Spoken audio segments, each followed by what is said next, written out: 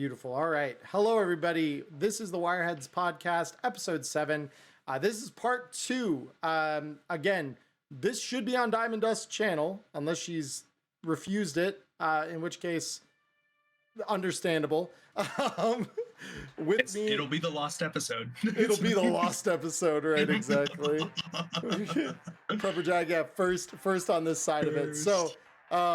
So this will be on Diamond Dust's channel, even though she's not here this week because she's taking a break, a much deserved break, because of some very busy weeks she's had IRL. So with me this week is Nylah. So Nylah, I know you had mentioned that you kind of had a topic or subject matter that you wanted to discuss in the second half of the episode here. Yeah. First, does it require me changing the title card from what it is? I mean, if you want to, the topic card here. I think the best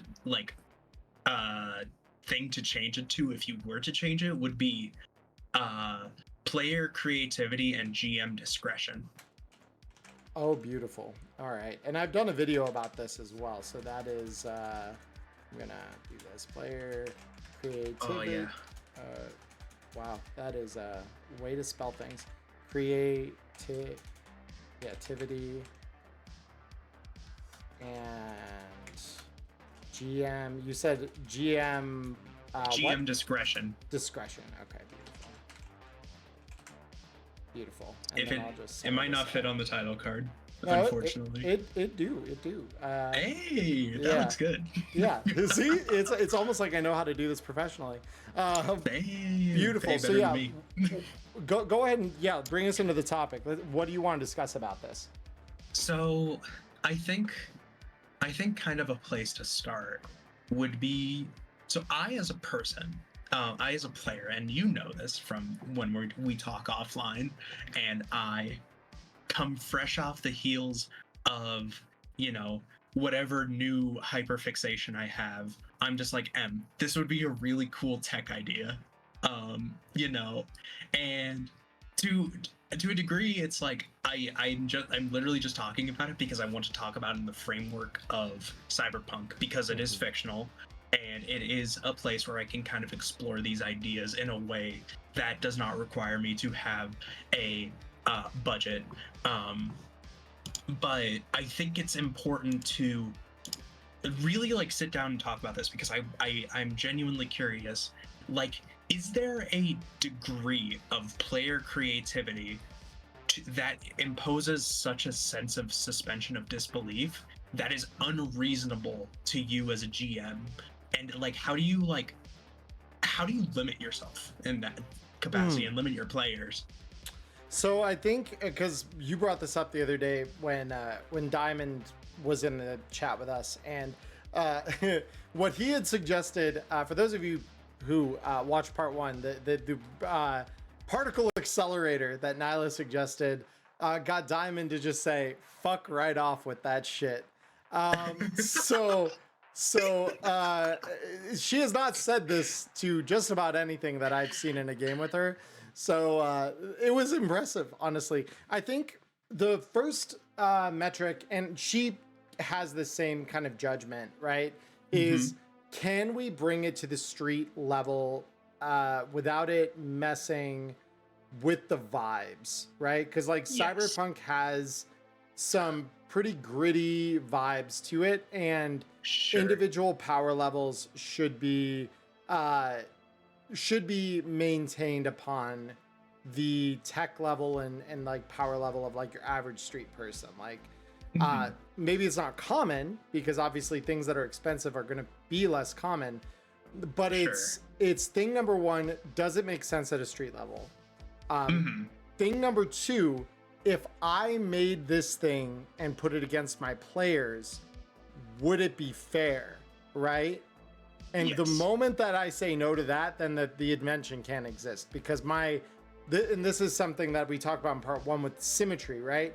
The system has a huge amount of symmetry when it comes to what you can do as a player versus what the GM can throw at you as the kind of world builder. These are the same, right? There is a hard symmetry. And so while you as a tech in the game might invent something that is really, really cool and really, really powerful. There are a myriad number of ways that the enemy force opposing you could get a hold of that thing, or the schematics or whatever, right? And so when they do, they will turn the same gun that you thought was really cool and wow, it's so powerful, and this can throw like a 3-inch hole in someone's chest clean through their whole body. Like, cool. Sure. Get ready to have a 3-inch hole through your chest, and the other players in your party now have to also contend with that possibility. Because like you have spoken it into the world and created it, and the world can hear that and answer back with the same thing if you're not careful. And you're never going to be careful enough. There's always going to come a time. Yeah, the world follows. I could be really fucking annoying and nerdy, but the world follows Newton's third law. For every action, there is an opposite and equal reaction. I view it the same way. Yep. And it's like, that's cool to me because you're right. It makes sense that some guy who's really smart, makes a particle accelerator in their basement, and maybe kind of to make it more realistic and talk about it on like a serious note, because I brought it up as a joke. But if we want to talk about it like seriously, like that could be, and we talked about this in part 1 with endgames, is like, what if your endgame was just to make a particle accelerator? What if your character was just really obsessed with that?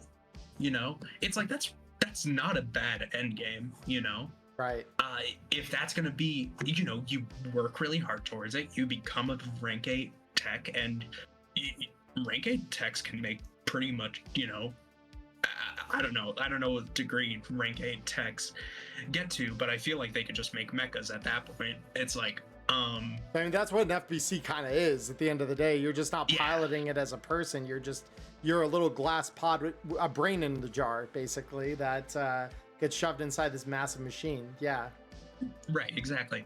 And so I think, if we want to talk about it seriously, if we want to talk about insane player ideas, it's like, yes, applying the tabletop equivalent of Newton's third law is important because it also helps the world feel real.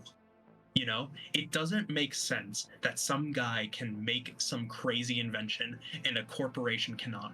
Not in this world, not in a corporatocracy, right. where they have access to limitless resources. And it goes the same too, by the way, because I had this idea. What if you're a tech, or not a tech, a med tech, and you wanted to make a cure for cancer or something? I don't know if that's a lore thing. If they did cure cancer, they might have. But let's say they didn't. And there was a med tech that was like, I'm going to cure cancer, and they did, right? It's like, well, in a lot of media where that happens, usually the research gets twisted to create some, monstrosity, and a corporation is not beyond that. Or at the best, it's reserved for only the wealthy. I mean, like we see. Yes, exactly. There's this really, I won't say it's a good movie, but it was fun as a like popcorn fodder action flick. It was it's kind of cyberpunk in its design, but it was what was it called? The premise, because I remember Matt Damon was the star in it. Elysium, that was the name of the film. But basically, the world has become a shithole, and the wealthy live up on a space station called Elysium. They have access to cure their own cancer, but Matt Damon, who has suffered a horrible industrial accident at the start of the film and has like a week to live or something, he needs access to that shit or else he'll die. So he does what any good cyberpunk does, chips the fuck up and goes to fight the wealthy people to gain access to their life-saving tech. That would not be far at all from, I think, what happens in the cyberpunk universe, with the way that tech and inventions and all those kinds of innovations work in that setting. So ultimately, I believe strongly that, you would... as far as I'm aware, by the way, the cure for cancer does not exist by the time of the Red, because we actually see an account by an FBC by the name of Samantha at the very end of the core rulebook, talking about how she is dying of cancer. Right. But that tech has improved at least to the point of some prevention coming about that is more, you could say, I guess, comprehensive, but not nearly far enough that we now know how to cure cancer at like a base level. Sure. Or, you know, Biotechnica can like take that research and do Biotechnica things with it and all that lovely stuff. And so yeah, it's like stuff like that. I think that's actually a really interesting concept because it's like, to me, it's like applying that outside of classes that make stuff like medtechs, techs, even fixers to a degree. Even medtechs don't actually make stuff. That's actually like a really clear thing that like we are running off of like base formulations for drugs and things like speed heal and things like that. They actually don't have, to my knowledge, rules for creating new pharmaceuticals outside of. So here is actually, it just occurred to me, this is one of the only hybrid enablement kind of things that the game would have in it. You are a hybrid tech med tech, so you are a maker and you are a med tech that works on, you know, things. With that specific combination, you can invent new pharmaceuticals because you need to be a tech to be an inventor, and you need to have a med tech to be able to brew them and have access to the medical tech skill. So yeah, and it works the same either way you look at it. Kind of wild, actually. Yeah. But even like applying that idea to like solos or netrunners, right? Right. If you become a good enough netrunner, right? Let's say, I don't know, because the max rank you can get is rank 10, and then rank 10. Yeah, and any role, it's rank 10. Yep. Rank 10. You get to rank 10. I don't know. You've been net running for the past 60 years. And you became a wise man and all that. The world will respond to that because there is going to be a netrunner that comes out of the weeds somehow that, you know, is going to oppose you, and somehow, some way, they are going to oppose you in a way that is going to threaten you. Because if you do not have threats, the world is not interesting, in my opinion. Yep, I agree. And same with a solo. It's same with a nomad. It's same with any job, you know? Like I actually think back to 2077 and fucking I remember there's a mission where you're with Carrie and you go confront the, what's the name of the band that did Pun shit? Us Cracks. Yeah. Yeah, and he confronts them because they are way more successful than he is at that current stage. Yep. And they do a gig together and he flies off flies off the sanity meter. He like threatens them and all this, and I'm like, that is what happens when a rocker boy who has made it meets another, this time a group of rocker boys that have made it too. Right. And that is a threat, especially for a rocker boy. Well, and just to make sure the record states correctly, he threatens them first. They play the gig together after as a fuck you to the corporation that's given them both a bad contract without their knowledge or informed consent. So it's a beautiful thing. I love that quest line, by the way. Like that's one of my favorite quests in the game, because it does showcase, I think, in the world of Cyberpunk, with someone who has quote unquote made it by most people's definition, what are the problems that they face and the ways that they'll go to resolving those. Because certainly they have the resources now, but now there's a whole different battle you're fighting. It's, especially for a rocker boy, it is scary to fade into obscurity. That is the number one enemy. The number one enemy for a media is any corporation that is threatening to take them out in a way that is meaningful. A solo is just anyone stronger, but a rocker boy is anyone more popular. No, that's wild. Yeah, it's just, that's something I think about. It's like, I'm going to meet my match one day, right? The world will respond to me, and I hope it does. I want it to respond to me in the most violent way possible. I mean, because then Nylah, you didn't watch Neon Inferno season 1, right? No, sorry. No, it's not something I'm seeking apology, but I fried the last Netrunner that had a good backstory and wanted to fight God. They got fried by an AI from their backstory, and they fried each other like in one turn. One died, then the other. If that is, sorry, go on. No, and it was just wild. Like, you want to talk about end games? He met his end game 5 sessions in. But that's, to me, that's satisfying. It is. I love it. That's a way to go out. Yeah. Yeah. Winning is not living. Winning is dying on your own terms. That is something I've also said a lot before. Is Cyberpunk is not about how you live and ride off into the sunset, having achieved all your ends and whatever. It's about dying on your own terms for a cause you believe in, or defending people that you care about. Because both are in such short supply in the dark future. Yep. No, that's a very good point. So yeah, I feel like we tangentialized pretty hard off here. So I'm so sorry. You're good. No, but guide us back on the path here, because I forgot where we started the tangent chain. So I guess with this sort of thing of like dying on your own terms, right? Right. And with player creativity and GM discretion, the kind of discretion maybe you could apply is maybe your tech invention gets a little too out of hand. Right. You know, that's something you could think about. Tech could invent an AI. That's totally a thing. Yep. 100%. Probably cost you a lot of money, but yeah, you could do it. Yeah, but I mean, like, at a certain point, money is an object. You know, money is no object.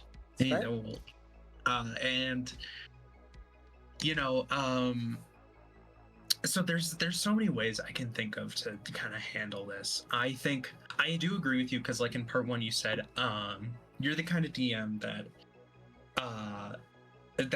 and correct me if I'm wrong, you go with the yes and approach.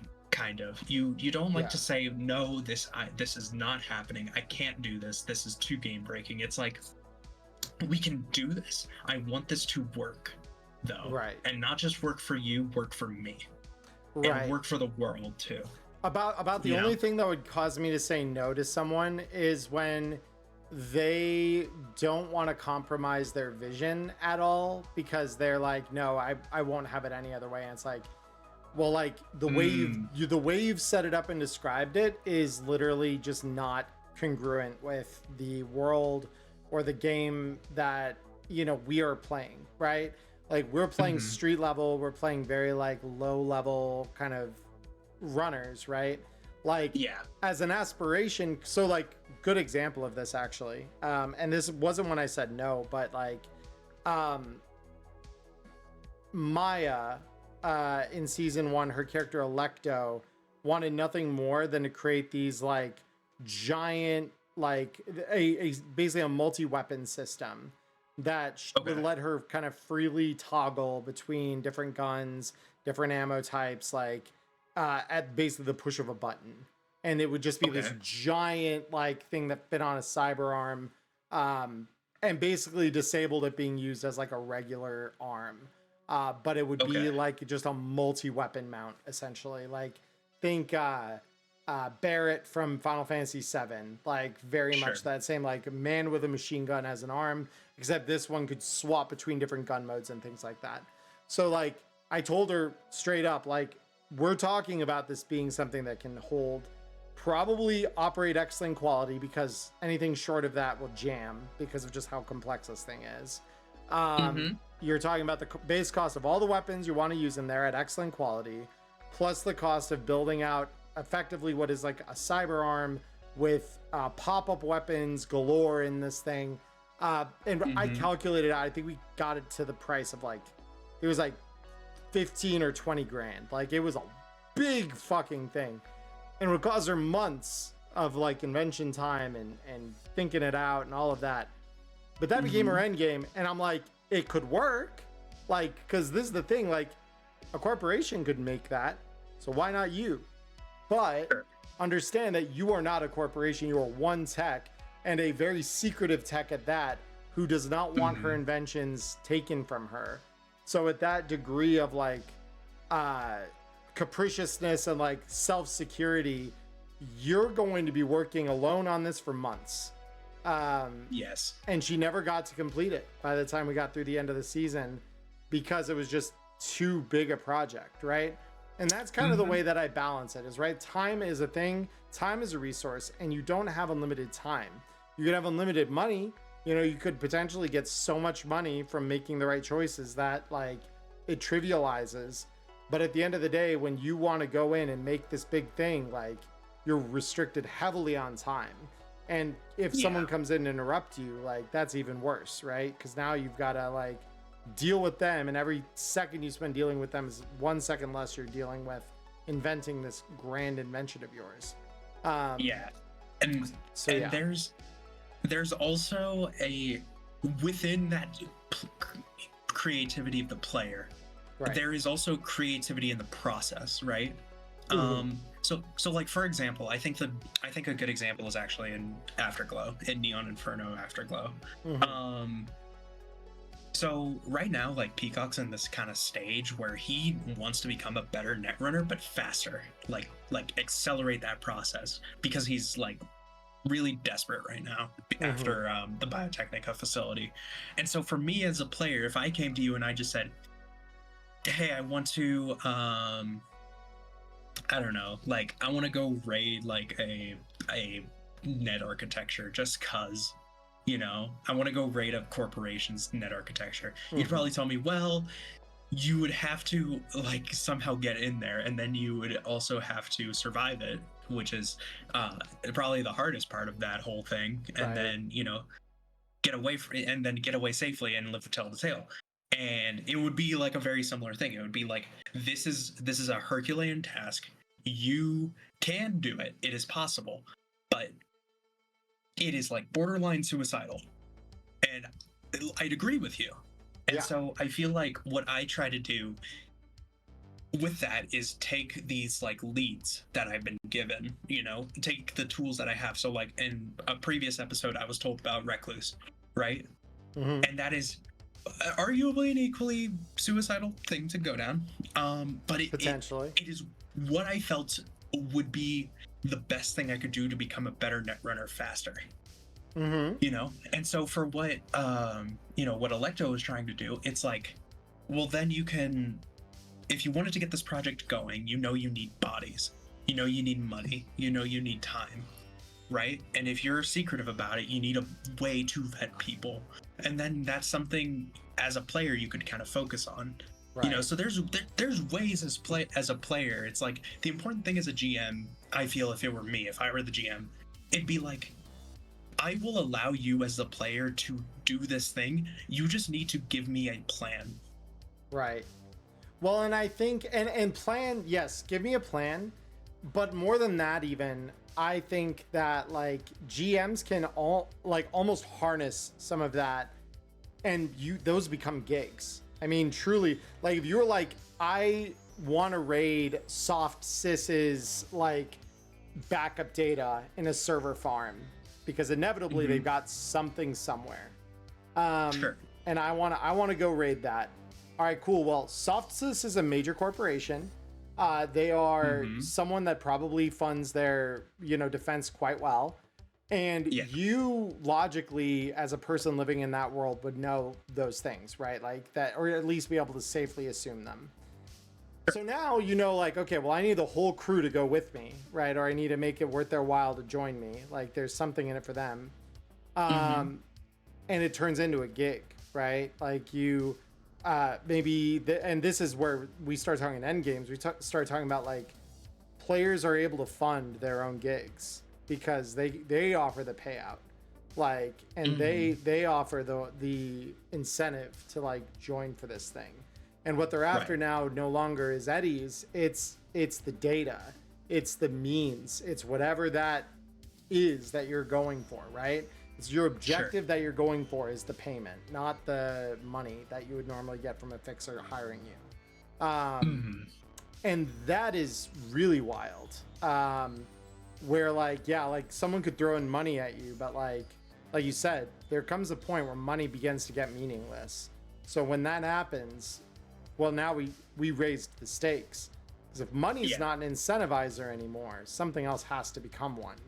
And that's where things get really serious and dire, because now it's like my medtech's story with his family, where it's like, my family is the thing I'm after. If you have information about them or their release, now I am willing to do things, not for money, but for that, right? That has become the goal. They have become my goal. I think there's something kind of ironic in that eddies are one of the easiest things to get in the city, when you compare it to the other things that you might want, you know, because there are players who, especially when I was making my character and I made Peacock, it's like there was a social desire that I wanted him to have, and in that place, it's like he's found that he needs to make eddies like right now to ascertain that, and then but making eddies is relatively easy by comparison, you know. When you compare it to that want to find meaning, you know, which is kind of a beautiful thing when you really think about it. It's like the search for meaning is like the really the journey for these characters, I feel, rather than eddies, right? You know. Yeah, and I think that there's it again, it comes back to like the player character and like what their motivations and goals are, but like I definitely agree that like, yeah, eddies are a soft motivator. Like they will get you quite a ways, and I've described this in another video as well, where it's like, if you nickel and dime your players and make it so that eddies are more of a problem for them, then eddies will remain relevant for quite a while. Like that's going to be relevant through their mid game, just about, right?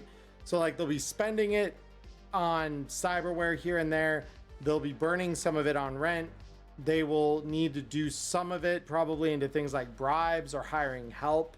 I know we had a gig in my IRL group where like we straight up hired John Doe to help us, because we're like, we met him in a previous gig because we were working to do the same things.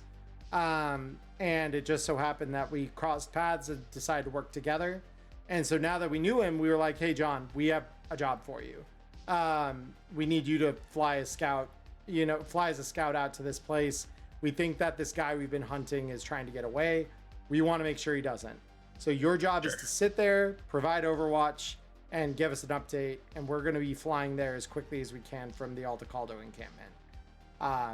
And then he helped us in the fight and everything. But we had to pay him $2,000 out of our pockets to make that happen. Right? So like, that's the sort of thing. Like your eddies will continue being relevant in that way forever. But it's like, it's a matter of like whether you can up your income of that, or like secure more and more eddies, and like you're smart about saving them and kind of investing them in whatever. That kind of is where it starts to like boil out to like, at what point do they become less relevant as like a main motivator, or are you willing to like say, no, I'm not really going to do this random gig. Instead, I want to spend the time researching what's going on with my parents or whatever. Right.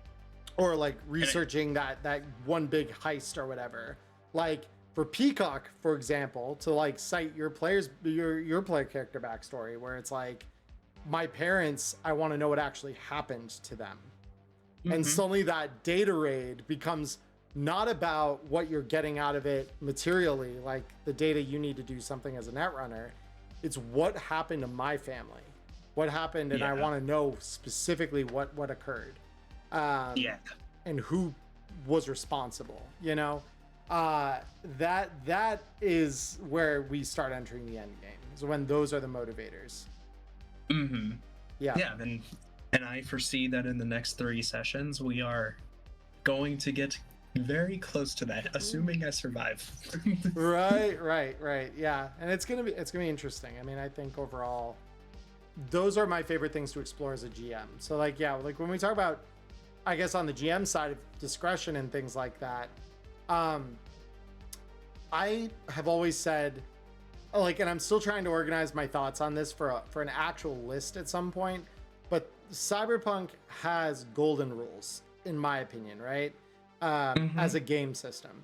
And I think one of those rules is that, one, it's never simple. The second rule is it's always personal, right? So things get complicated very fast, and they usually get complicated in ways that affect you very personally. And it's up to you as a player to suss through the order of operations and, like, what are you willing to sacrifice, or what are you willing to give up in exchange for these things, and for getting certain things out of your life, and the jobs you're doing, and those kinds of things. Like, what are you wanting to put effort against to make things happen? Yeah, and I think I mean that really boils down to, like, what kind of story are you looking to tell? It's like, right, you know, everyone's got their secret sauce, and you know, I think the way you like to put it out is, like, to me, it's very interesting. I really like, you know, engaging with that sort of thing of, like, ooh, where is this gonna go? It's like, it's very interesting. I kind of like to. I also think that kind of perspective kind of ties into the way the player has to kind of engage with the world. Should be very methodical, I should say. So when you say, like, you know, you nickel and dime your players, it's like spending your eddies is also something you should be very smart about, you know, because to kind of hoard your eddies is like a very, I don't know, it to me is like a waste, you know. You know the saying, like, a penny saved is a penny earned. It's like, to me, an eddy saved is an eddy wasted, because you're just going to be hoarding them, and they're not going to be used at all, except for when rent and lifestyle come due. You know, and so it's like, to me, what's the point of, like, hoarding all these eddies if you're not going to do something with them and aspire to be something greater than just paying your rent every month? Well, and I think that there's a lot of really expensive, like, ways you can spend those eddies. Like, one in particular that I could think of that is maybe a little more relevant to netrunners. They might want to make their own net architecture for one reason or another, right? Because they technically, like, you'll need a tech to help you with it, but, like, once you have the hardware put together, the soft is entirely, like, net running shit. You've got your black ice, you've got your, you know, different defenses, things like that. And the net runner is probably going to dwell their net, right? They're going to hang out in the net, and, like, that becomes their little hub. And if someone decides to start trying to, like, start shit with them, or, you know, like in your example of, like, you build a reputation, you know, that is one of those things where, like, build enough of a reputation, there's certain people who don't like the reputation you have, and they'll come to try and do something about it. Well, now I have a net arch with turrets on it, so I spin those up and just start, you know, destroying you with my turrets that I'm constantly plugged into.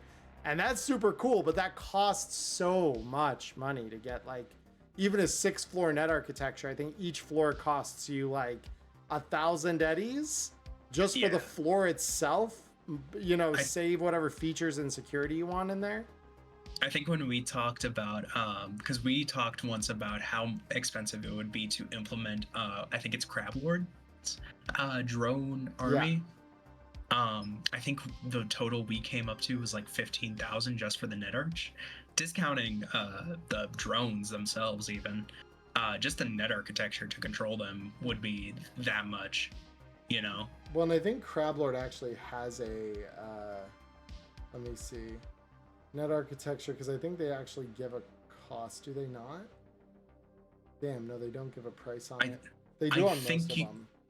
I think you said 15 grand, something like that. Yeah, let's see. Well, it's 4 floors. That's 4,000. A giant black ice is 1,000. So 4,000, 5,000. Password DV10 is, I believe, another 5,000, if I'm remembering the scaling on that right. So that's, yeah, 5,000, 5,000, 10,000. Control node is another 5,000. That's 15, and another crowd run. That's 20,000 that he spent on his net 20,000? arch. Yep. Yeah. Could have just stolen the net arch from the scavs. Can I Yeah. do that? Is that a thing you can do? Depends. It depends on the arch, because some net arches, as one might expect, are big. They're like server farms.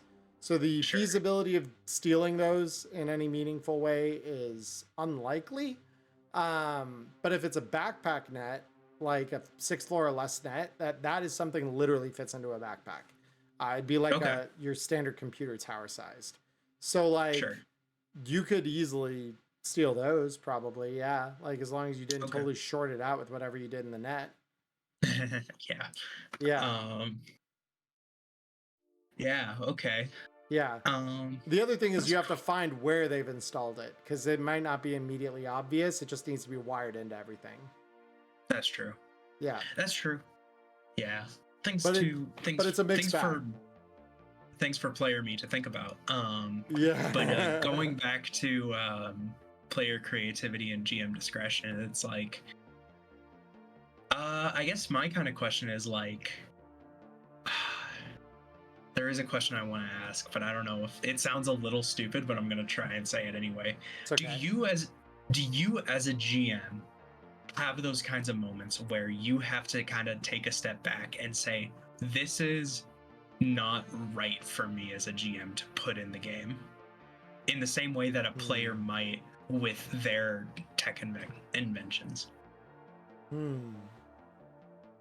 I think when I have those kinds of thoughts, and I think that's actually a really good question, my line in the sand is, are my players, if they are defeated by this thing that I'm trying to put in, will it feel bad? Right? Will they experience it in the spirit which I am intending it, or will it just feel bad because all it does is hard counter them? Like my opinion is that it's very rare that whatever encounter you design should be a perfect hard counter to your party and their composition, but that there should be elements that do counter them on some level, right? Like it just shouldn't be this like the enemy team utterly shuts them down in every way, shape, or form. It should be a fight that they can struggle through and potentially win in most circumstances. And that if the encounter is designed to shut them out completely, that it should probably not result in their death. Like the loss shouldn't be a permanent loss. It should be the thing that knocks them down a peg and teaches them the meaning of respect.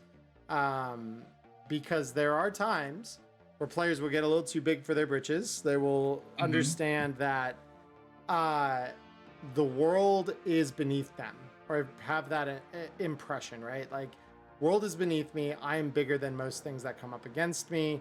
And as such, nothing can stop me. And the moment... You could just... Oh, go ahead. No, go ahead. You could just call me out, like... No. Because the funny thing is, you haven't even begun to approach that point yet. You might think that's the way Peacock is thinking, but you have not gotten there yet. It's the players that build a character. Like Way in season 1 was a lot like this. So Ghost, if you're watching, I'm calling you out a little bit in this, but like they build a character that they come in, they do the same he would call it his 3-piece combo, that every time he came in, he did the same 3 things, and it would put the enemies on the back foot. Well, eventually there comes a point where there has to be enemies that can counter that, because everyone who has a encounter with Way on an organizational level, and they lose, their troops to him, well, they become more knowledgeable that this is the way he fights, right? And there's at some level, like, someone's going to come up and counter Way. And I need that to feel good, but also be a threat, right? Yeah. And that's a really delicate balance when you look at it. So, and that's kind of what we talked about earlier with the world needs to have an opposite but equal reaction. And the equal part is really the operating word there. It's like, it would really fucking suck if Wei were to come in, do his three move combo, and then a Right. tank shows up and blasts him to smithereens. Right. You know, rocks fall, everyone dies. It's like, that's not fun. What's fun is you have some guy who is really good at martial arts or something. You know, it's funny. I ran a few one shots, right? And this is a little tangential, but it kind of works here. It's like, you have a guy come in who has an exotic body sculpt, Right. you know, and have that come in, and maybe they're not as good at martial arts as you, but they're way more chipped in than you are. Right. And that is a way in which that is interesting, because now you have a rival, and now you have someone who can go toe to toe with you, you know. And I really hope one day I can have that as Peacock. Not to give you any ideas, but you know, it's that stuff's interesting to me. It's like, how are you going to handle me as a player? Because I hope I give you trouble. No disrespect. No. I want to make things fun for you. There's a degree to which players and GMs have calling it an arms race is a little dramatic, but there's a subtle element of that, I feel like, when you start getting into the way that power develops, right? Like, because games with like pretty rigidly set like floors and ceilings in terms of power are hard to have a sense of like power creep, but power progression is, I think, the hard thing for GMs to like nail down, like myself included, right? That's always going to be the hardest part, I think, of being a good GM, is figuring out what is fair and what is fun while your players are developing more and more power, and like maybe the metrics that the book gives you are no longer working, or they're not as balanced as they were at one point. That's where the struggle kind of enters in. And I think, like with Wei, yes, part of the answer was like throwing martial artists that could fight him toe to toe and really like make him sweat a little bit. And Wei never died, but he got really close a couple of times. And it was like one of those things where like every time he got close, it's when I put elements against him that he wasn't ready for. Like they met up with some Inquisitors in a parking garage, and we're told like, this is the guy you have to go meet to do this thing. And of course it's a trap, because the Inquisitors hate people with cyberware. And what does Wei have? A giant fucking linear frame. Like quite possibly the most inhuman kind of cyberware that exists. And so the Inquisitors, of course, are trained to be very powerful martial arts, you know, not martial artists in the same way, but they all have pretty high-tech gear that isn't cyberware. Like they had mono wakazashis that they would use on them. And so cue this very dramatic, like they have a net runner on the outside that they have forced to work with them, shut the lights off. And only like one or two of the party members had low light vision at that point. And so suddenly they're blind, except for these brief flashes of light as these mono wakazashis ignite and get slashed at them in the darkness before the like attacking force kind of like steps back into the shadows. And all of a sudden, this thing that normally he'd be able to handle very well, he is dealing with not being able to see his attackers, and they have weapons that can peel back his subdermal armor. And it's all of a sudden it goes from being, I have this under control, to I have no control, everything is out of my hands.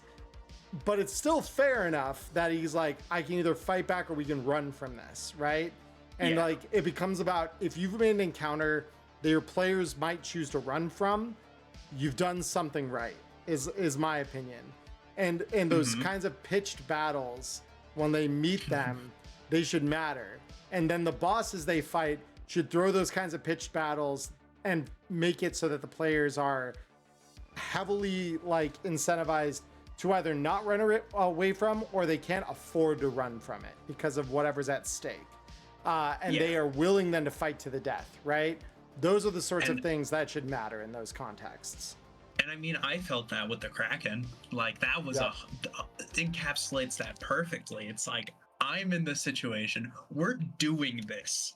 Like, there is no, like, I can run away. I can run away screaming, and I would just, I don't know what I'd do if I run, but I'd run. You know, I could have. Right. But it's like, I'm committed to this now because I'm in neck deep, and if I try to run, it's only going to get worse.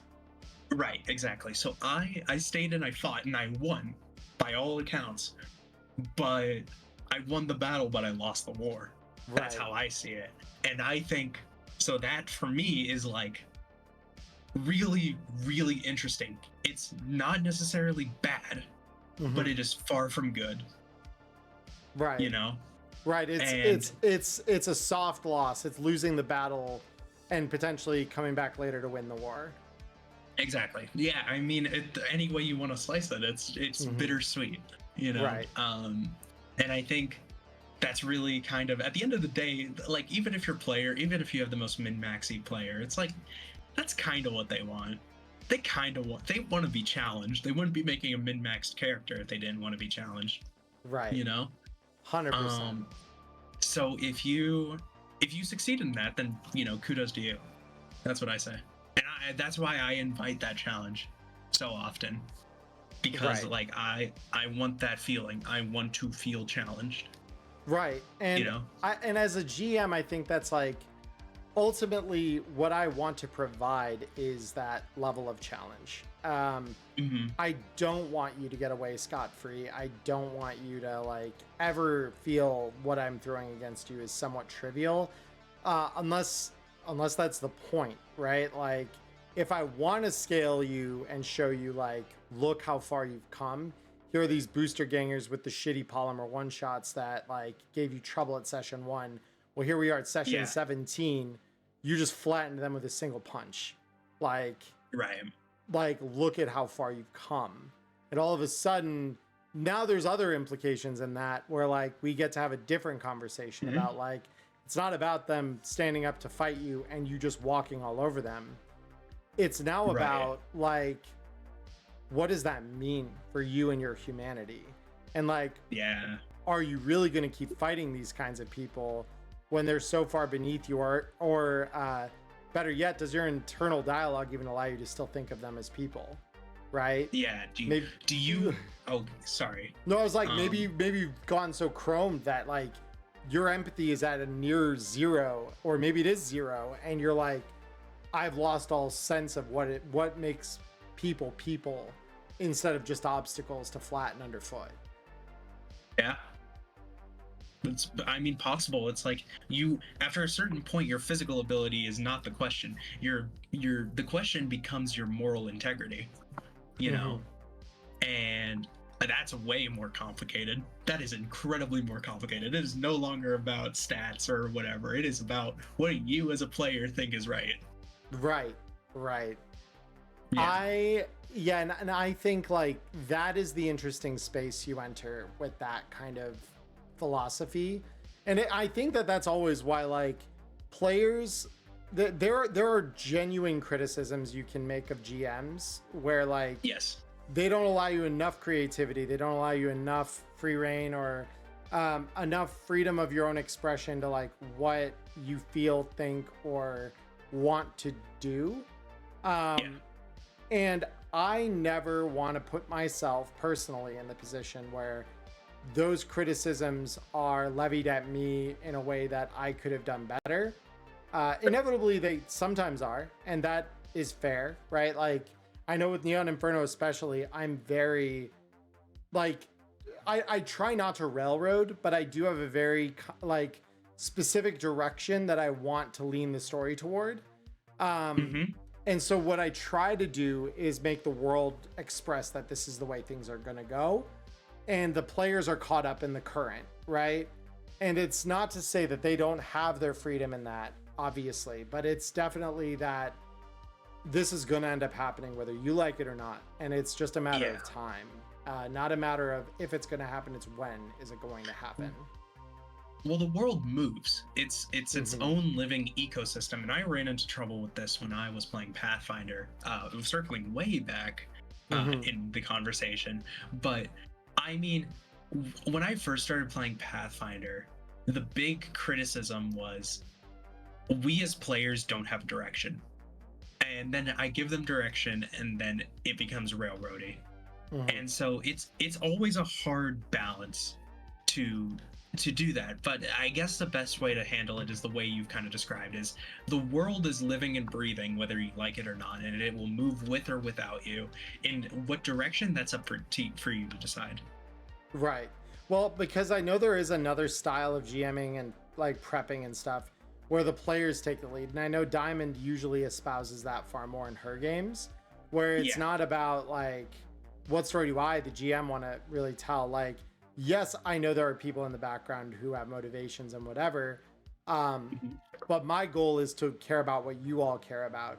And so if you don't end up caring about the conflict that I put in front of you, and you'd rather follow something else from your life path, or a situation like with who you're employed by, or a fixer that you worked with that screwed you over, like Mhm. those are equally valid gig opportunities. And I want you to have the sense of freedom to explore that if that is what you want to do.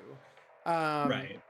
and I think that when we get to it, the back half of Afterglow is going to have a lot more of that involved in terms of the paths you want to follow.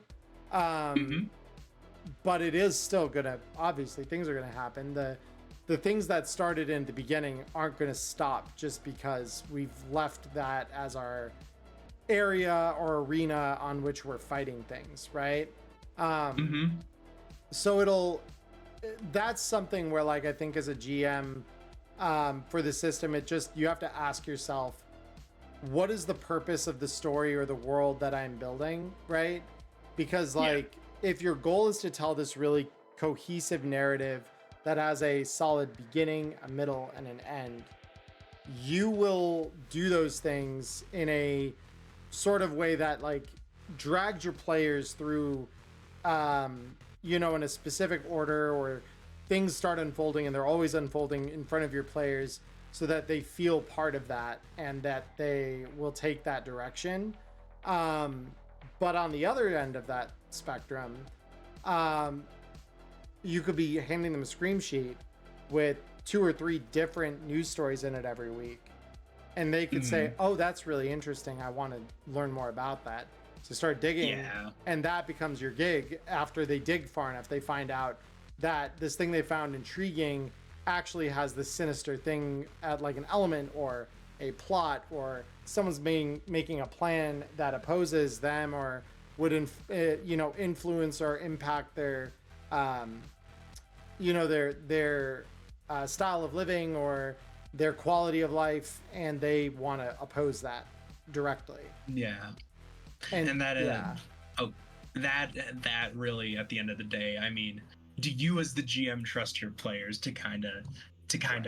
of do something? Because that was my problem when I did that. But I think to kind of like circle back, it's like, Hmm.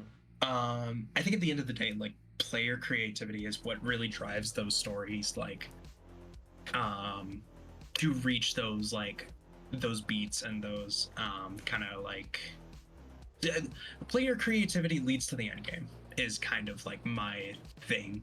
And I think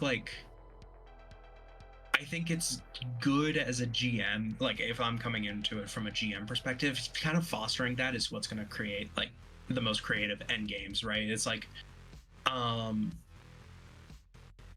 do do like, saying no to something is like a bad idea in my eyes, not because it's not fun for the players, but because it locks you as the GM from taking that as like a challenge to reaching um a better, like, gig Right. in Cyberpunk's case, you know. Right. um I think if so you I think if you tighten the belt around your players too tightly in terms of like what they can do and what they can't do, and you yeah. just say like, no, you can't do that because this person's important or whatever, and it's like, I don't care that they're important. Actually, that's kind of the point. Is like, Yeah. I don't want to work with them because the ways in which they are important are directly counter to what I am as a person or my place in the world, and I have no love for that. So I will oppose them. I'm going to draw the gun. Like, I'm going to pull a gun on them, and we're going to threaten them. And whatever this becomes, it is what it is. I mean, like, and it's the most fun for me as a GM is when I'm like, all right, here we go. We're going to do this thing. And I've planned for it to go one way. And I have made the very conscious choice, and most of the time when I plan things like this, that it's only going to go this way insofar as like it's only going to go this way insofar as like I can really predictably say like, okay, the players are going to be here at this time. Beyond that, I plan bullet points of like what will happen around them, not what is going to happen. Because for all I know, and for what I have done as a player at certain tables, I am going to say, no, fuck this guy. I hate what he's putting forward. I'm tired of this asshole's family. They've been dragging my ass around. They've been telling me what I'm going to do for them. Fuck that. This asshole's getting drawn on, and he's either going to tell us what he knows, or we're going to have ourselves a little shootout, and this exec is going to die. Yeah, you cannot predict the player's actions at all. They are incredibly the most unpredictable element of your games. But I 100%. Love it. I love it then when the players do that shit to me, where they're like, no, fuck Paradox. This asshole has nearly got us killed so many times now. His vision's not worth dying for. Fuck him. We're drawing on him. And now the storyline changes from whatever the hell I had planned to being like, well, what does that look like now that you've taken this man out of the picture? Or like that you've called for war against this very like not small entity, right? He's powerful, right? He knows people. He's connected with a lot of really strong people. What does that look like in the aftermath of that? You know, like if you win, what does that mean? If you lose, what happens, right? Because like you can lose that fight, get away, and you're alive, but that's now who's your friend? Like who's going to fight alongside you at that point, right? And now that becomes the focus of like, okay, well, like speaking of reputation, you burned your reputation. In that one moment, you burned your reputation. Or you gained a different kind of reputation, you know? Right. Well, Notoriety. yeah. You've burned the reputation that to this point has mattered, right? But yeah, the other reputation you gained, there's certainly other people who might look at that and say, someone had the balls to stand up to Paradox. God damn. All right. Invite them to the next party. See what we can get from them. Maybe we got a job. Yeah. No, it's I mean, there's you can play it so many different ways. I think that's the beauty of it. Right. You know? Yeah. No, and it's gonna be interesting. It's gonna be really, really interesting to see. Like, it's always interesting to see when players surprise you, because like you kind of feel the way the wind is blowing most of the time. I feel as a GM if you're paying attention. So when your players really surprise you and you have that sense of like, oh, I thought they were going west. They want to go fucking north. All right, well, shit. That is fascinating now. Now I need to figure that out. Like, what does that mean? What does that entail? And that's where your GM discretion to say, like, you know, what will or won't happen. And the players have to be ready to hear the answer of like, all right, well, now the whole city, you have no friends left. You just burned a bridge with the last true friends you had. Who's going to care for the gutter rats when the gutter rats bite the hand that feeds them? You know? Yeah. Starts getting interesting. And that's really now where your players have put themselves in that position. And it's not, I think for GMs, it's important to remember that it's not your job to baby them into always winning. Your job now is to present them the consequences of their actions. And if that results in their death, it's the age-old, some of you may die, but that is the price that I am willing to pay. That is a sacrifice I am willing to make. Right. I think if I'm a GM and my players run into that scenario, that's when I start pulling out like, oh, corporations are going to start threatening you to work with them now, Right. because they know you're in a corner. Well, yeah, they know you're desperate, which is a terrible position to be as an edge runner.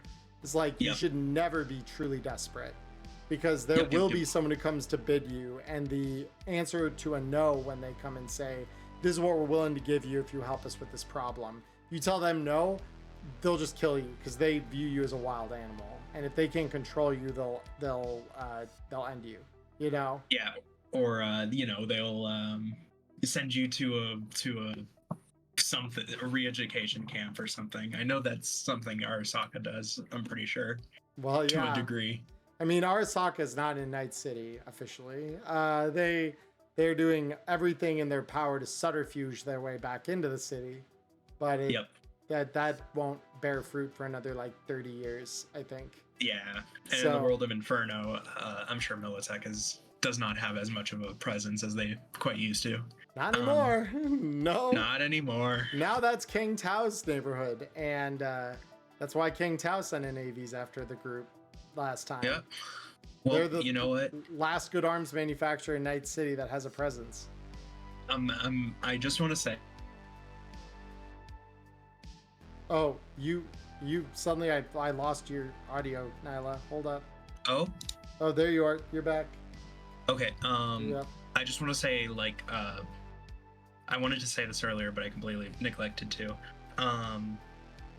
I appreciate going into next session that you aren't going out to kill me.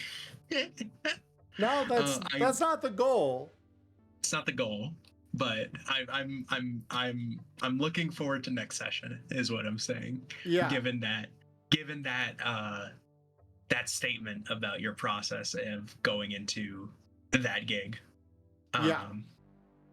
And I hope when we get there that I surprise you to a degree that maybe you weren't expecting. Yeah. Well, and I'm excited to show you what I've got planned, because it's definitely like there will be the possibility of death. I am not taking that off the table. There's always a possibility of death. Yes, but in this case specifically, it's like there are those gigs, and so this is one of those GM design choices I think that you make is this a gig that is being is this a gig where the gig is supposed to be achievable, or is this a gig that is potentially leaning more toward a suicide mission? And the latter is definitely true here. Who the fuck picks a fight with NCPD Precinct Number 1 full send? Like, who the fuck goes in there expecting to come out alive? Theoretically, we should hopefully get through without having to, pick anybody off, at least by ourselves. But yeah, I mean, who knows? I definitely need to. When we get to next session, we'll see how that plays out. We will, because it's certainly not an empty building, and it's definitely not in a low security part of the city. So it's the reality is very much that, like, when things start getting out of hand, it will be rapid, and it will not be like this thing where we slowly introduce new problems. It's the problems are going to keep cascading until you either solve them and get the fuck out, and that is the last problem to solve always in this kind of thing, is like getting the fuck out, or you all die, and deservedly. Well, and we get to see where the story then takes us, because just because that ended doesn't mean that your lives ended, doesn't mean that the meta narrative doesn't carry forward now, which is very interesting to look at in that way too. Well, I mean, one way or another, we're doing this. Right, you're committed now. Yeah, you're committed now. Whatever happens, happens. And that's I think the thing for is like a GM is like, do we balance on game design, or do we balance on like what is realistic here? What's realistic is the NCPD is going to throw everything it has and more against you to keep what they have. Yep. And there's a chance that we could run. You could. But run to where, and how do you prevent what comes after from finding you? I don't know. We'll just have to find out Monday. You will have to find out Monday at 7:30 Pacific. Shameless plug. Here on my Twitch channel, twitch.tv/Emmerron. Yeah, it's gonna be a great little run to the mid-season finale, as it were, which is kind of fun. Yeah. Yeah, the Tune goal in is next to, time. yeah, exactly. Prepperjack points it out beautifully. The point is to toy with you and then kill you. Exactly. You get it, Prepperjack. Unfortunately for you, I'm a masochist. Please give me another crack in GM. Weird ask, but okay. If you say so. Yeah, exactly. Oh my gosh. Oh. All right. Yeah. I think we've hit the second hour mark here. So I have not seen any questions roll in. So chat, if you have questions, now is a great time to ask them.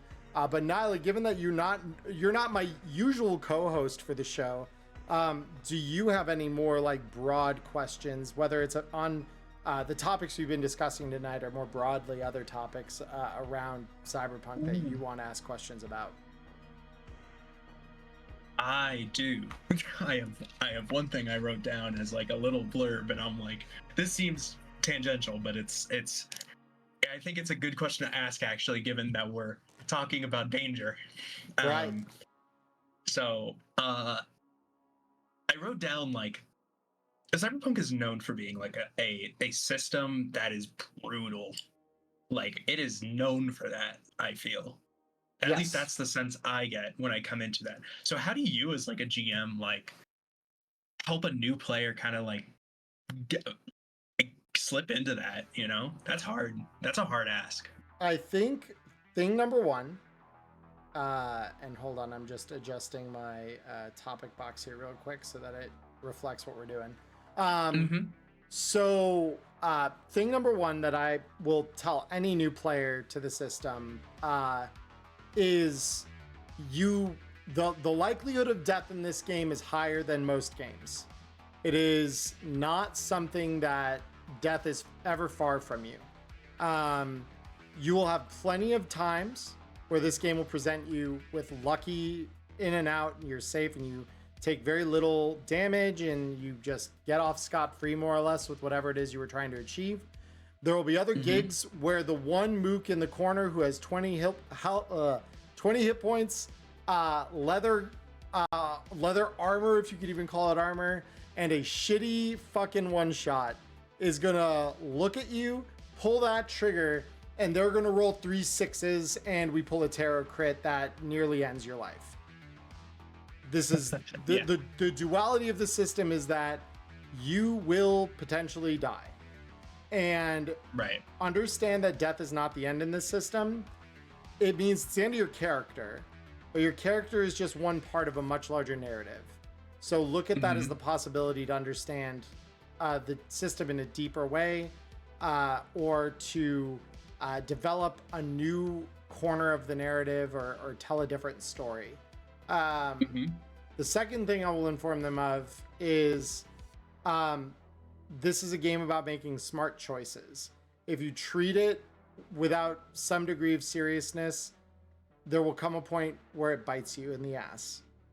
So be aware that treating it without a degree of like level-headed seriousness, you do it at your own risk.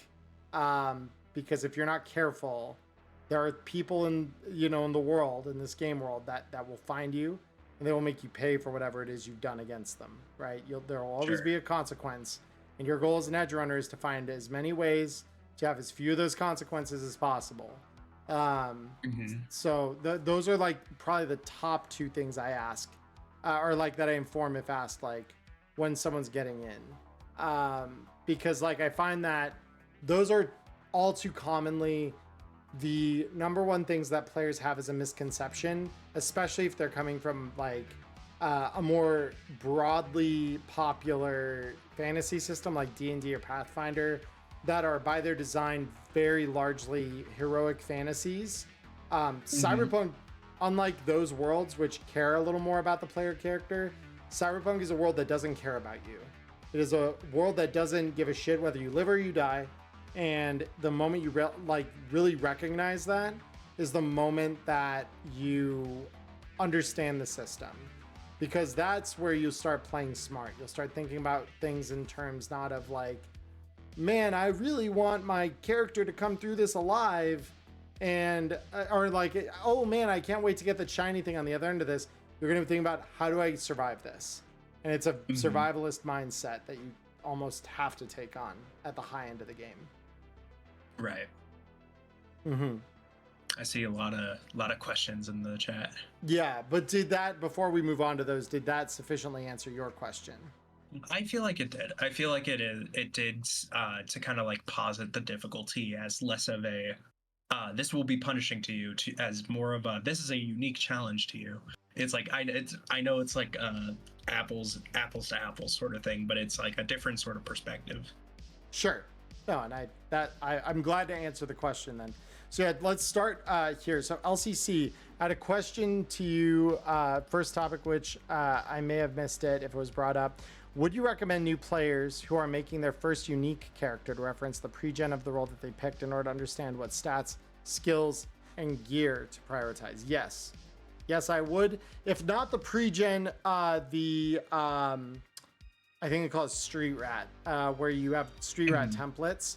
I would ask them to reference those and the collections of skills and things that those recognize as important. And that they should understand that if they're not choosing some of those skills, they should definitely at least understand that that skill is, as the designers saw it, probably important. And if they're going to choose against it, they should at least understand the usage of those skills, why they're important, and then why they're not choosing them. They should have a good reason not to choose it, in my opinion, if they have decided to not do so. For me, when I was running some new players through some one-shots I was doing, I actually told them, if you really don't know what to do, go the edge runner route, because and the edge runner route I recommended because it is almost one-to-one with how D&D 5e does character generation. And I feel like that is more comfortable for people than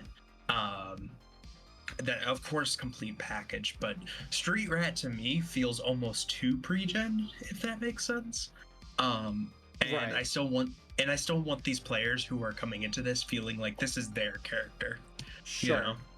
Well, and I to clarify, I don't think that players should necessarily use Street Rat as the means of making their first novel cyberpunk character, but that because those have specifically picked out your like stats and skills, including your skill levels, and so like that gives you an idea of weight, right? Like I think that looking at that not so much as like I'm going to use this as my character, but more as here's how the designers weighed the character in terms of their stats and skills, so that when I go to Edge Runner, if you know, because the Edge Runner stats, you're still rolling on them more or less, right?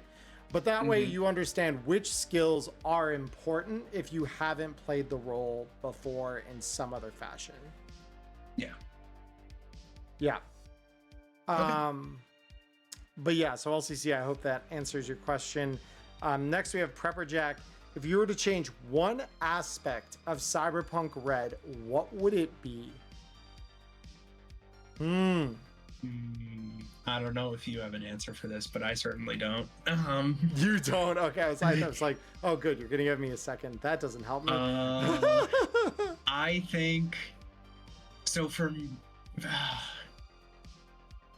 I'm trying to think. I feel like there should be something that maybe it's just not jumping out to me. I think if I were to change one aspect of Cyberpunk RED, and I know you're gonna disagree with me on this, I kind of wish it structured gigs differently sometimes. I wish there were different ways in which it would present gigs to be run. Just because I do like the beat and the what is it? It's hook, beat, then So it's there's a third component. So it's hook, and then you've got it's an alternating between, depending on what kind of a hook you had, you have either a development or a cliffhanger. Those are the two types of beats. But those are very broad. I will say those are very, very broad. They are not very constraining definition wise. They aren't, but I kind of wish that, like, I don't know, there could be some different way to structure it.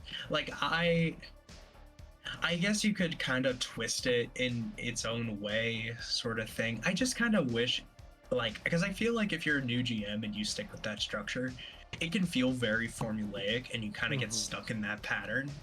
And so I kind of wish the book would, if it's not going to give you a different structure, at least tell you, like, hey, and it might say this, I don't know. A cliffhanger development can take almost any shape or form. It does, actually, funny enough. So it gives a couple examples, actually, of like what different beats can look like. And it defines them in, like, and I would have to look at the rule book to see all the names they give them, but they do define that these are all, like, different ways you could play a development or a cliffhanger or whatever. And they're more around, like, the more general structure of, like, the narrative you're trying to present through those interchanging beats. Because if you look at, I would argue, almost all media, you'll find that they have that same, like, kind of alternating rhythm to them, right? You'll have action followed by exposition, followed by action, followed by exposition. Which is the same kind of thing as a, cliffhanger followed by a development, followed by a cliffhanger, all the way down to the climax and resolution. So I guess kind of my thing is, like, I don't know, sometimes there are stories I feel are enjoyed better if they go by, like, a slow burn sort of thing.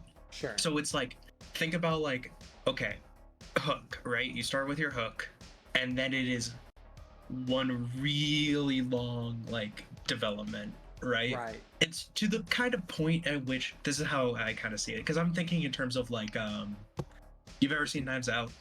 Yes, you've seen Knives Out, probably. I have. So you know how that movie is kind of like a really slow burn up until shit starts hitting the fan, and then it's kind of like a rapid pace, like, cliffhanger development,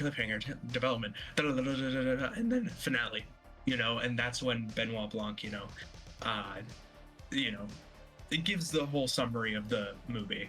It's like to kind of structure it in that way, but then also development cliffhanger can be a little confusing on that front. I'm thinking from the perspective of a newer GM who is not super confident in their ability to run their own gig.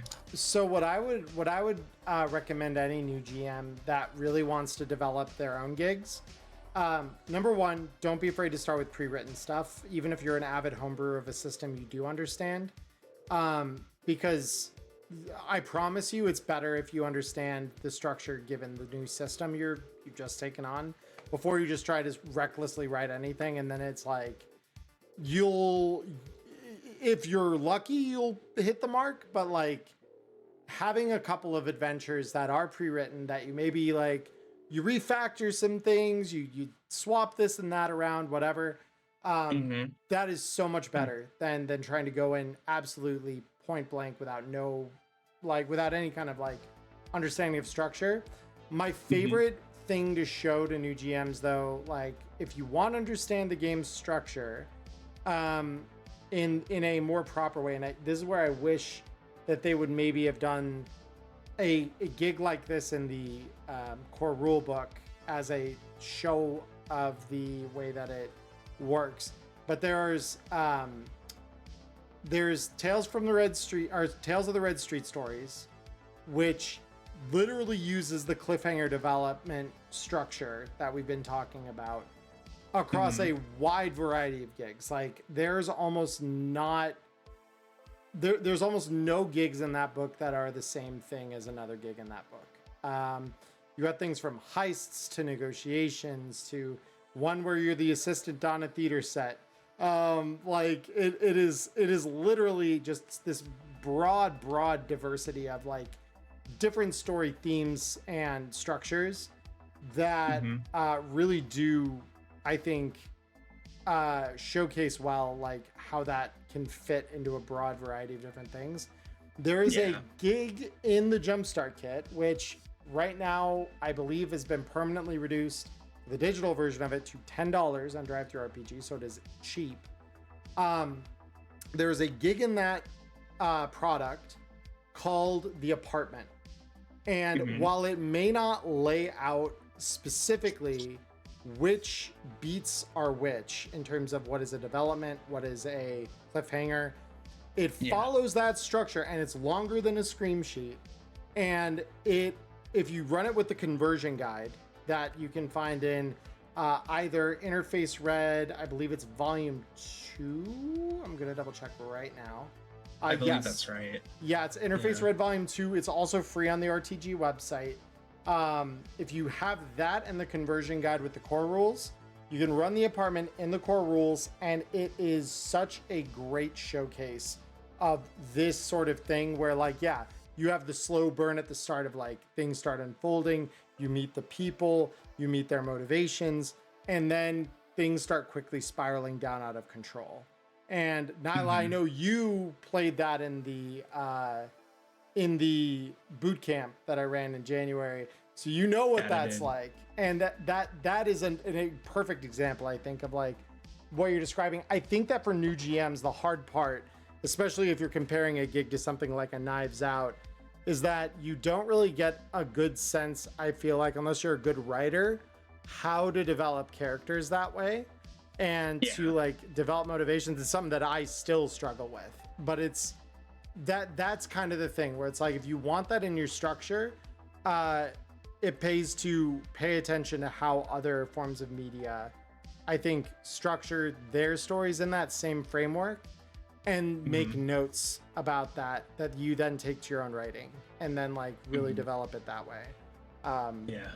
When I tell you that like professional GMs are truly professional thieves in the way that they adapt their medias of choice into the product they're producing for their audience, that's kind of what it looks like. But yeah. As to what I would change about Cyberpunk RED, because that was kind of the question that led us off on this lovely tangent. I think if I were to change one thing about Cyberpunk RED, it would be to allow netrunners to do a little more with the broader world in the scope of their... Oh, Nylah, I lost Nylah completely. Are you still there, Nylah? Yeah, I'm here. Okay, did you close out of your VDO or something? Just that check DMs. Oh, check DMs. Oh, got you. Yeah. Oh, okay. Yeah, no problem. Yeah. Okay, so yeah, so Nylah is still here, everyone. But I was like, oh God, suddenly I noticed that. If you want to put in my Fugi, like, instead. Yeah, maybe. it's all good. We're not that far, so you get to see Diamond's empty room. So I think like if I were to change something, it's just something that netrunners can do a little more with their role in the world, because it does feel like in the time of the Red, they've got a very narrow but important scope that they kind of cover. And I would like to see them do more with like programming and things like that, because that should be what they're good at, right? I mean, I remember we had, I even came to you with like, hey, I think this was before Agents and You came out. Yeah. That I really wanted netrunners to be able to hack agents. Right. And I mean, they eventually are able to do so, and I hope in the future we get more content related to that. But yes, I agree with you there on that front as well. Yeah. So that I think is like probably the only thing that I would be like, yeah, I'd really like to see that expanded upon in the future. But I mean, that being what it is, ultimately I think that most of the game is honestly really, really good.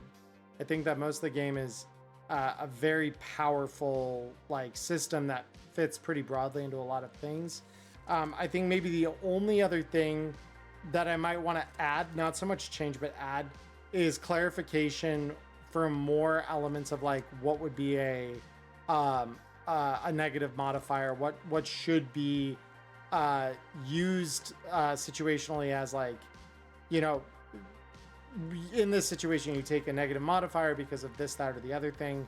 Like I know one that's been suggested that kind of fits what I'm saying here is, wow, 8 reflex, 8 dex, and 6 evasion as a starting character is so strong because people can dodge bullets. And on a 2, you're able to dodge anything even at a range category of like 15. It's insane. And you're like, right. Yeah, that is very strong. One of the things Jay mentioned at, I think it was at Gen Con last year when I was having a conversation with him, was the way I would homebrew it is the first evasion is free. The second and beyond, you start taking stacking -1s to your evasion because it gets progressively more complicated to dodge those rounds. Because now it's not just about, because you're doing all of this in the span of several seconds, right? Like reflexes being what they are, you're still human. And it's like, if that's really a problem at your table, then maybe take that into account. And thankfully, like, I haven't had that much of an issue with it. I think that there's enough other caveats that you can account for. Like, if your crew isn't aware that someone's shooting at them, well, the shot is taken at the normal DV. Or if you are being snuck up on someone with a melee weapon, that person gets a free hit when they get point blank to you, because now it's not contested anymore. So yeah, that all kind of plays in. So that's kind of what I think I would maybe add or change about the game. Next, what's the best kibble flavor? It's a good question. Because I have an answer, but I'll be honest with you, I don't know the different flavors. All right, well, I'm gonna tell you right now that mine is controversial. It's pineapple pizza. That is the best kibble flavor. I'm not judging. Yeah. The kibble flavors, if you want to look at them, by the way, Nylah, are on page 64 of Interface Red Volume 3. It's part of collecting the random. Wow, okay. Yeah, I'll definitely have to check that out. Yeah. ELO's Sacred Herb is also a good choice as well. I'd say that's pretty well tied. Oh, actually. It's funny you say that. Because as a joke, I was going to say, like, if there's a kibble flavor called Pineapple Express, it's that one. Yeah. But Tito asked a question, should I soften my punches and by how much of a new player to Cyberpunk and TTRPGs in general tried something stupid or just let them find out? I have an answer to this, but I want to hear what you say. I believe in giving new players because we talked earlier about gig design and like what's your purpose behind a gig. I believe that the first gig any new player should encounter is one that they are reasonably well equipped to deal with, which is why I like Red Chrome Cargo so much. It's why I like the apartment so much. It's why I like getting paid so much, because all of those present challenges that the players at rank 4 are definitely equal to, but they're not overpowered against. Like, they are going to be challenged. And the way that they go through it, their ease or difficulty will depend on the choices they make and almost nothing else. That is what I think. I don't believe in pulling punches in the sense that you like fudge rolls or things like that. I believe that the players should get the authentic Cyberpunk RED experience TM, but that the experience you give them should match their capabilities as edge runners. And that you should reward or punish according to their the decisions that they make more than the scale of difficulty that you're presenting in the enemies that they're fighting. Right. I think you should, I mean, like you said it earlier, it's like the goal of any gig is to induce a sense of like fight or flight, essentially. And so I think for a newer player, it's like definitely give them that raw experience, don't fudge rolls, but also like make sure they know that those are the intentions going in. It's like, you are going to be facing a challenge. Right. That's important. It's important to kind of communicate that. Right. I think like because that's kind of like what I answered in your initial question, Nylah, was just like make them aware that what they're going to go up against is potentially very like the system itself is fairly deadly. It is going to be a challenge. Your goal, and remind them that my goal as the GM is not to hurt you as the players or be an antagonist to you as the players. I am your biggest cheerleader, but it is also my responsibility to present you the game at the challenge level that is intended by it. So if I am challenging you and you find the challenge to be too much, then you do not have to stay to see the end of whatever fight you picked. Running is always an option. Sometimes it is the smart option, but understand that I am going to fight you evenly, right? Like Nylah and I've been saying this whole episode, equal and opposite reaction. So that is what you should expect. If you're playing at my table, you will get a fair, equal, opposite reaction if you're a first timer. If you've been here before, you are going to feel that challenge ratchet up progressively.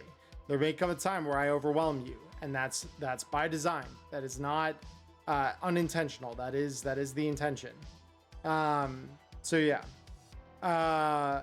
And then but yeah, beyond that, I think that and also there's a room here. I think if you're going to offer a kindness to new players that I wouldn't necessarily offer to more experienced players, give them their mulligan, right? Give them their, oh, I didn't realize that's how it worked in the rules. I want to take that action back. Because if they're not informed, then they're not choosing the choice they're making because they think it's right or wrong. They're choosing because they think, because they're making certain assumptions about the rules. If some of those assumptions end up not being true and they've only realized that after they've declared it, like make them aware, like, okay, well, if you do this, you do realize that, they have the possibility of doing this other thing back to you that might not be so, so gentle, right? And if they hear that and they say, yes, I understand that, carry on. All right, you've asked for it now. Versus if they say, oh, I didn't realize that they could then, counter me quite that way or punch back quite that way. Now we're in a different discussion, right? Because now it's like, oh shit, can I take that back?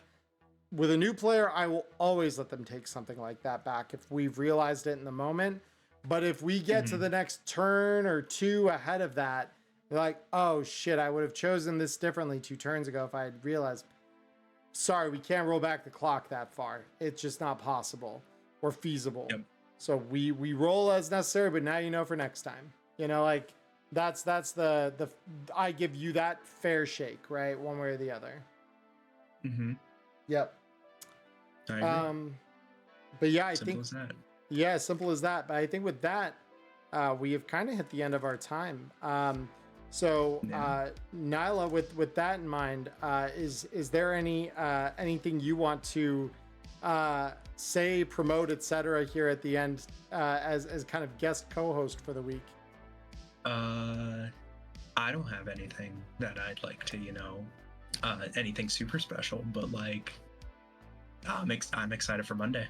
That's really all I gotta say. Very Monday, cool. Monday 7:30 p.m. PST.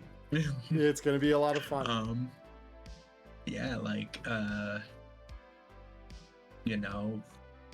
Thanks for having me. That's really all I gotta say. Thank you for agreeing when we kind of realized, like, oh shit, the show must go on. Nylah, you're in. Come. You're my co-host this week. So, here I am. In the end, here you are. But yeah, to kind of close out things here then, guys. So yeah, we do have Neon Inferno 7:30 Pacific on Monday. We are gonna carry forward with that. From the sounds of it, it sounds like Connor might even be back for next week. So I'm kind of the lucky happenstance here is that, we should have a full crew come Monday. We're gonna need them. Yeah. Wireheads next week should involve Diamond because she just really had to take the time off this week. Prepperjack, thank you so much for the bits. I really appreciate those 5,000 bits. And Nylah, I was during kind of like the waiting room, but you converted a sub for me today, so thank you for that. I do appreciate that, to acknowledge that. Hey, don't even mention it. But yeah, the couple things announcement wise. So yes, Neon Inferno Monday, 7:30 Pacific. We get to see what happens to the crew and if they can take down NCPD Precinct 1 and reduce it to ashes and rubble, or if indeed it might be their end.